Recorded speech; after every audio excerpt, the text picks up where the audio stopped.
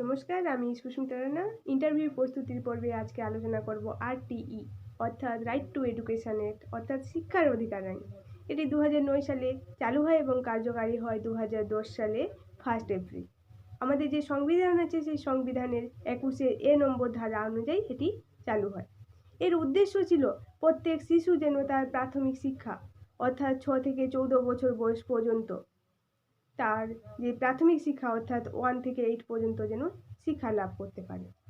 তাই আইনে কিছু বলা হয়েছিল যেন শিক্ষক বা শিক্ষিকা শিক্ষার্থীকে কোনো রকম শারীরিক বা মানসিক শাস্তি দিতে পারবে না, শিক্ষার্থীদের কোনো ফি দিতে হবে না, প্রশিক্ষণযুক্ত শিক্ষক নিয়োগ করতে হবে, শিক্ষার্থীদের যে কোনো আধারের ভিত্তিতে অ্যাডমিশন করাতে হবে, আর শিক্ষক এবং শিক্ষার্থীর অনুপাত হবে 1:30।